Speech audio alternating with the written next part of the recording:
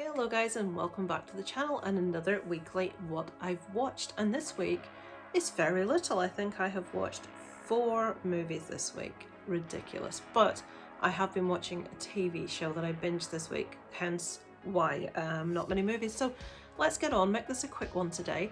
I do have another video coming maybe later today, maybe tomorrow, of the top 10 video games I grew up on. I'll talk to you more about that in the other video, but let's get cracked on with what I watched this week. Okay, so we started the week with What Josiah Saw, which is showing on Shudder at the moment. This is one that I have heard numerous people talk about, not being particularly impressed by. The rating on IMDb is quite good for this one, so I wasn't entirely sure what I was going to make of it. So it says, you do what need be done then. A family with buried secrets reunited a farmhouse after 2 decades to pay for their past sins. Now, we can see by the people on my list that have watched this, we have 2 3.5s and a 4 out of 5. I give this a 2.5. Now, full disclosure, I may need to watch this again, and if you've watched it and you think it's excellent, please tell me to watch it again and I'll give it another try. But I find this very slow. I don't mind a slow burn horror. I really don't mind getting to know characters, things being slow, but there is, if you've seen this, you will know what I mean. There is sections in this with regards to the father that is in this with his adult son that I just found excruciating to watch. Just really, the way I would describe this movie is extremely uncomfortable. It's not frightening, it's not scary, it just had this ominous feel about it, but just certain scenes I found very, very difficult to watch. It wasn't an enjoyable watch for me, but I didn't have any payoff either to sort of like make it worth watching some of the scenes in this. It probably is very well crafted, but it just isn't for me. It's not my kind of thing. There is a bit of a twist in this, but it's one that you see coming a mile off. I personally wouldn't recommend this, but if you're someone that watches a lot of movies out of a lot of different genres and you're willing to watch something that's quite slow, yeah, give it a go. As seen by people there on my list that's seen it, it seems to be relatively popular. It just wasn't really for me. So on the 12th, I watched Day Shift. Now this is one that everyone's watching at the moment. It has just popped up on Netflix. You can see again below there, let me just open, I've just went into someone's individual profile again. If we click the watched by, you can see all the different scores there. This is a movie, comedy, black comedy horror about vampires with a few differences to normal. It's been updated a little bit. And this follows Jamie Foxx's character, does it tell us his name there? No, Bud, who is a vampire hunter, and we follow him, his family situation, him trying to deal with vampires. It's got an actress from How to Get Away with Murder in it, who I really like, Carlos Souza. It's fun. If you sort of want to leave your brain at the door, it's just good old-fashioned fun. The action scenes in this are very fast, they're very innovative. I enjoyed them, but I will say that I feel that there's a particular couple of moves that's done in the action scenes that is very effective, but they use it over and over and over again, so much so that when the choreography of a fight starts, you know exactly where it's going, what they're going to do. But in saying that, a lot of the kills in this are very original. It's very gory, but it is quite tongue-in-cheek. I enjoyed it. I thought it was a fun watch. I think I maybe give that a 3. Yeah, 3 out of 5. It's well worth a watch if you don't want your horror too serious. It is quite amusing. It is just fun. It's the best way to describe this. Jamie Foxx is excellent in this, so yeah, definitely give that a watch if you have time. It's good fun. So the next one, The Deep House. Okay, so I had heard about this movie from both Aaron at Screen Stars and Leo at Geek Legion of Doom, and they both really enjoyed it, so I've been like waiting to watch this one. So breathe while you still can. While diving in a remote French lake, a couple of YouTubers who specialise in underwater exploration videos discover a house submerged in the deep waters. What was initially a unique finding soon turns into a nightmare when they discover that the house was the scene of atrocious crimes. Trapped with their oxygen reserves falling dangerously, they realise the worst is yet to come. They're not alone in the house. So it is what it says. Basically, this is a haunted house movie set underwater. So anyone that knows me at all well will know that paranormal stuff is the stuff that scares me more than anything else.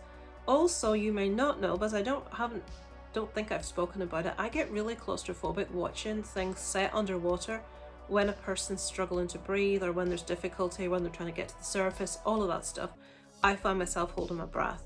So this covers people stuck underwater, running out of oxygen in a haunted house. So it's like, oh my god.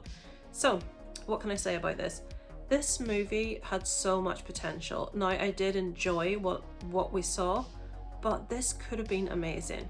I loved the ending to this movie.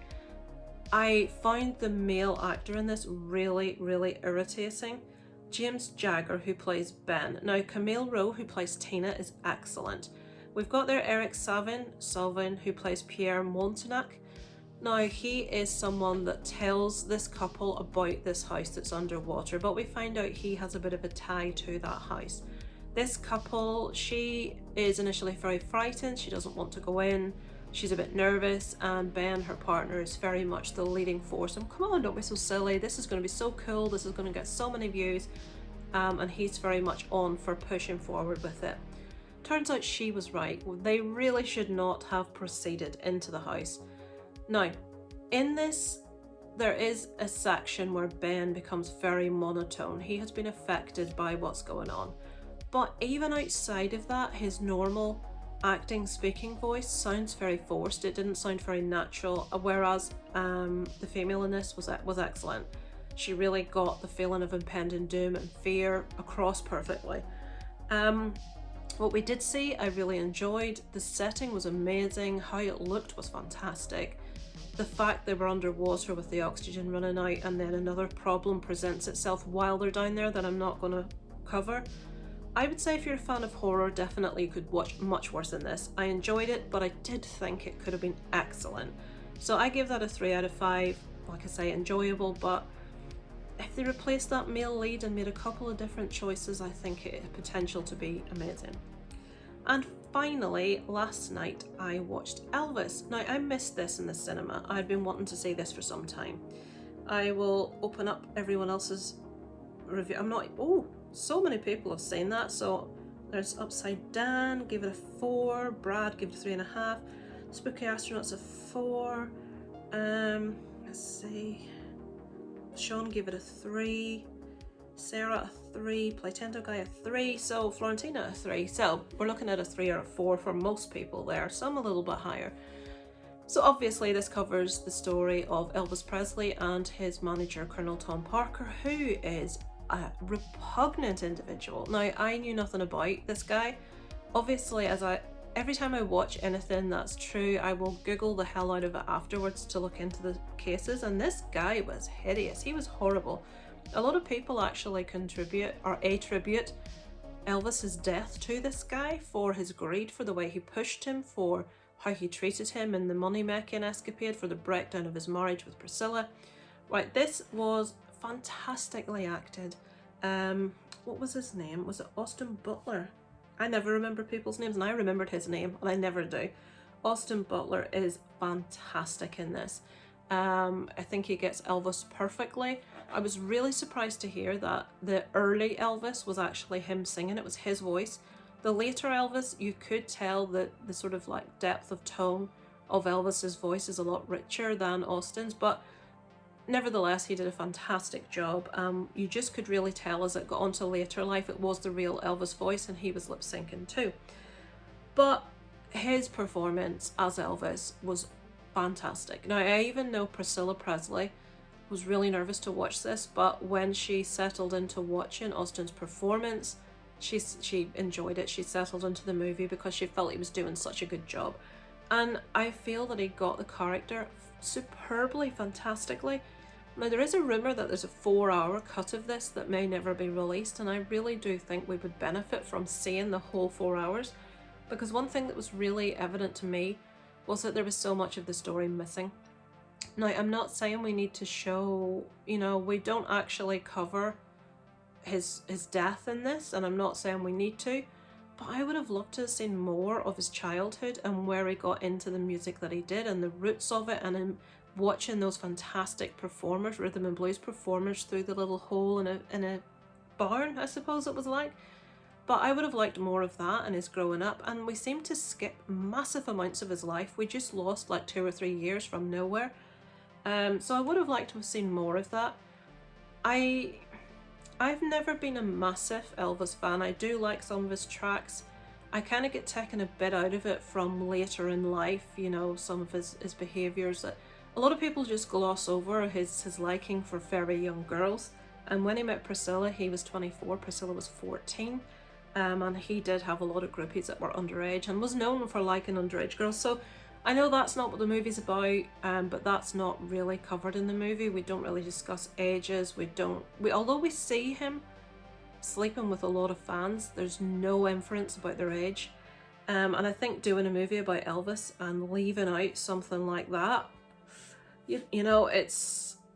I suppose they wanted to celebrate the star, and what they did and how they did it was excellent. We do get another window into how difficult his life was, how, family and work and the struggles with that, how Tom Parker was just a complete repugnant individual that was not interested in Elvis or his health or his well-being or his family, just interested in making money. And it really showcased that fantastically well, that relationship. Elvis's first performance, how women reacted, his rise to fame. It did all that fantastically. What I didn't know is Elvis was originally meant to play the lead in A Star Is Born that went to Chris Christopherson eventually, but he was originally supposed to play that role. But yeah, I think did I give it a 3 or a 3.5? A 3.5 I give that one. Let me just stop the old recorder. So yeah, I give it a 3.5. I think for what it done, it did very well. I would just like to have seen a bit more. I would like to have seen a bit more covered. I would like them to have been a little bit more honest and not quite so sugar-coated with Elvis as a character.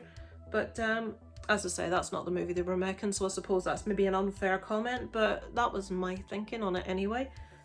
What they did was amazing. I would have scored it higher had we had a little bit more, but as I say, Baz Luhrmann's not really going to go into a gritty dramatisation of stuff like that, really, is he? He's not in it for that sort of thing. So yeah, that is the movies I've watched this week. I've also finally, and this has been so long coming, finished Severance. This is a show that was first brought to my attention by Sean from Lost in the Reel, and very recently Joe from Geeky Hijinks also mentioned that he had recently finished this and really loved it. Now, I've been wanting to see this for ages. I started watching it. Now, I will say I found this quite hard to get into at the start, and I think I watched 1-2 episodes and left it and never went back to it. But when Joe reminded me of it, I thought, right, let's get back and watch this. That's 2 people that have both said you need to finish this, and I did. And the payoff, it's amazing. I think I need to go back and watch it again because I think I would understand and get much more of what's going on. Severance is a TV show about this procedure where people want their outside and inside work persona to be severed. So you can go to work and do a working day and you don't know the you on the outside, so there's no real distractions from your work. You just go in, you do your job, that's it. And the person on the outside has no work stress. They don't think about work, they know nothing about what they do really, because that period of time from going out of work and back into work, they don't know the other half, if that makes sense. They refer to them as an innie and an outie. But there are a lot of issues for the innie that the outie isn't aware of. We mainly cover 4 workers' experience. We also have their boss, played by Patricia Arquette, who is fabulous as always. Christopher Walken also plays kind of a supporting role in this, but the performances by everyone involved is fantastic. This follows them trying to adjust to the job, what they do, the fact they don't really know what they actually do and what effect it has, them trying to investigate and look into things without anyone high up finding out what they're doing. Do they find out anything about their outie? Does the outie find anything out about the innie? It's quite complicated to start with, but if you persevere, the payoff, it ended, and on the point that it ended is the point that you'd been watching the entire season. 9 episodes you'd been watching, waiting for this moment, and the season ends right as we reach that crescendo, and it was like, it ended and I'm in bed just, no, you can't do this to me. And they did. But I'm so desperate to see season 2. They are doing another season, but if you haven't seen Severance, please watch it. I know I've been quite vague about what it's about purposefully. All you need to know is any outie, severed personality. They don't know what each other's doing. That's all you really need to know going into it. If you find it a bit slow going at the start, if you find yourself getting a bit distracted, which I did, persevere. It does really pay off if you really stick with it.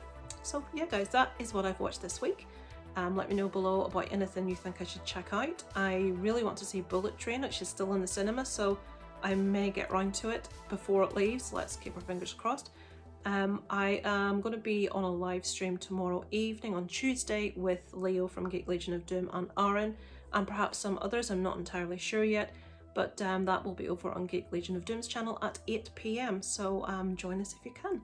So thanks for watching guys, and I shall catch up with you next week for another What I Watched. Over and out from Lisa Lives.